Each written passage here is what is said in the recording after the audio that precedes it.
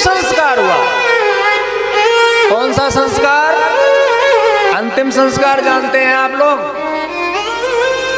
अंतिम संस्कार का मतलब होता है, देखिए मेरी बात को अगर समझोगे तो समझ में आएगी, अन्यथा अगर नहीं समझ पाओगे तो बात का रिएक्शन बहुत बुरा होता है।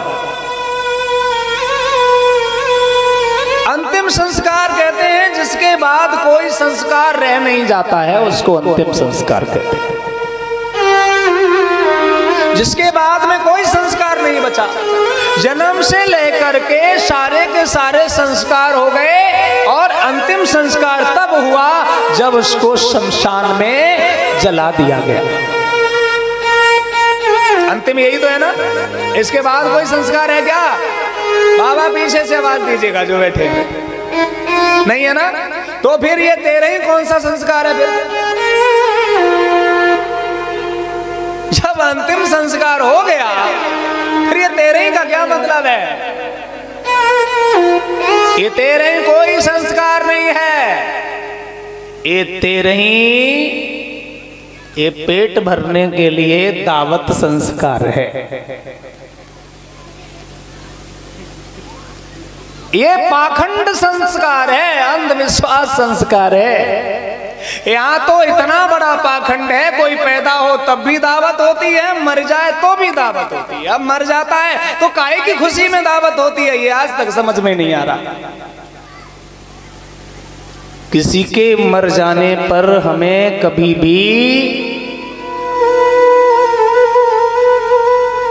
भी दावत नहीं करनी चाहिए और न कभी मृत्यु भोज करना चाहिए। मृत्यु भोज खाना भी नहीं चाहिए। आदमी इतना बेशर्म हो गया है, एक तरफ महिलाएं रो रही हैं और एक तरफ वो पेट में ठूसने में लगा पड़ा। एक बात बताइए, जिस घर में, अब आप बताओ, एक एक व्यक्ति जब मरता है, माफ करिएगा मैं किसी धर्म के विरुद्ध बात नहीं करता हूं, फिर कोई अपने धर्म पर ले जाए। आजकल जब कोई मरता है तो मरते मरते 2-4 लाख रुपए घर वालों पे कर्जा करवा देता। अस्पतालों में इतना पैसा लगता है, गरीब है वो भी अपने उस व्यक्ति के प्राण बचाने की कोशिश करता है, उसका इलाज कराता है। और अस्पताल में कई बार तो आदमी 2 दिन पहले मत जाए और वे 3 दिन बाद बताएं, 2 दिन बाद बताएं, तब तक 4 लाख रुपया और बिल बनाए थे। अस्पतालों की ऐसी हालत हो गई। अब आप सोचिए, जिस आदमी पर इलाज कराते कराते इतना कर्जा हो गया, अब उस आदमी पर दबाव बनाया जाता है कि आप 13 ही करो, क्योंकि 13 ही नहीं करोगे तो जो तुम्हारे पिताजी हैं उनको स्वर्ग में जगह नहीं मिलेगी। 13 ही नहीं करोगे तो यहाँ तो बेचारे भूखे प्यासे गए ही हैं और वहां भी भूखे प्यासे रहेंगे। और मेरी बात अगर झूठ मांगो तो टीवी पर एक कथा आती है, अनिरुद्धाचार्य जी महाराज एक कथावाचक हैं।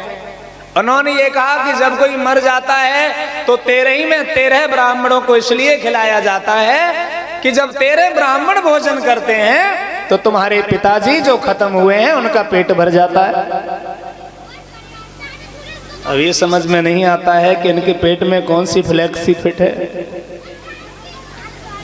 ब्लूटूथ फिट है, जो इनके पेट में जाता है और वहां पहुंच जाता है। माफ करिए, मैं उनकी बात का जवाब दे रहा हूं, फिर आप समझो मैं अपनी तरफ से कह रहा हूं, मैं नहीं कह रहा हूं। ये अनिरुद्धाचार्य महाराज ने कहा है, इंटरनेट पे वीडियो भी पड़ा है, देखना चाहो तो देख लेना। मैं तो केवल प्रश्न पूछ रहा हूं, ऐसा इन लोगों के पेट में क्या फिट है जो इनको खाना खिलाओ और तुम्हारे बाप का पेट भर जाएगा। लेकिन सबसे बड़े ताज्जुब की बात यह है कि कोई ब्राह्मण अगर खेत में काम करता हो या उनके पिता खेत में काम करते हो तो ये कभी नहीं होता कि घर में लड़का खाना खा ले और पिताजी को खेत में पेट बच जाए। केवल तुम्हारे घर में खाने से तुम्हारे बाप दादाओं का पेट भर जाता है। और हमने इतनी बड़ी 13 की संस्कार किया, उसके बाद भी एक लफड़ा बना रहा। बोले अब शांति पाठ करवाओ, शांति पाठ भी हुआ, गरुड़ पुराण की कथा हुई।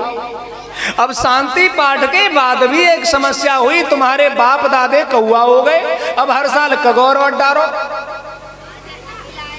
अब कगौर डारो भैया। उस आदमी ने जिंदगी में 18 बार तो कथा करवाई, वाकई बाद में वो आदमी बचा नहीं, वो आदमी नरक में चला गया। अब वो कौआ बन गया। सोचिए, अब कह रहे हैं कगौर डारो। अब कौआ को कगौर डारी गई, तमाम कौए आ गए।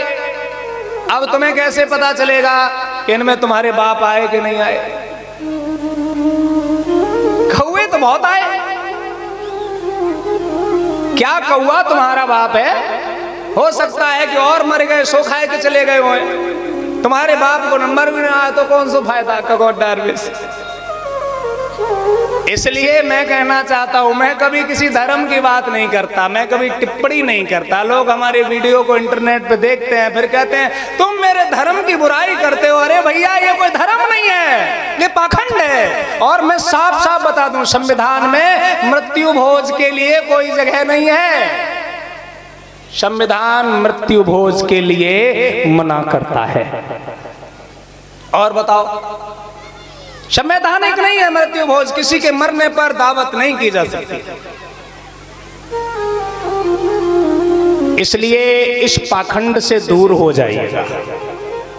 अंतिम संस्कार के बाद कोई संस्कार नहीं होता है। और रही बात शांति पाठ की, तो शांति पाठ का अर्थ बदल दो। ये कभी मत कहो कि उस व्यक्ति को शांति मिलेगी जो चला गया। अरे उसे तो शांति मिल गई, अब उसे बचा क्या है? जिसे कैंसर था, आग लगा दी गई, कैंसर खत्म हो गया। जिसे टीबी थी, वो खत्म हो गई। अब रह क्या गया है जिसे शांत करोगे? आप सोचिए जरा।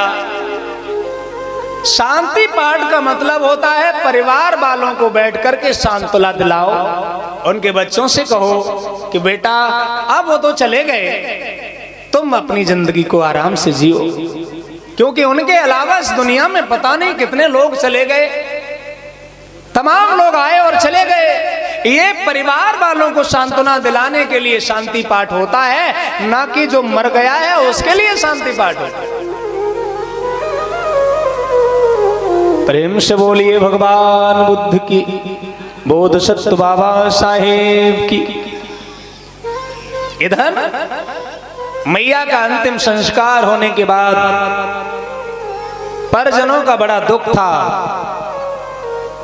समय व्यतीत होता गया और राजकुमार भी धीरे धीरे बड़े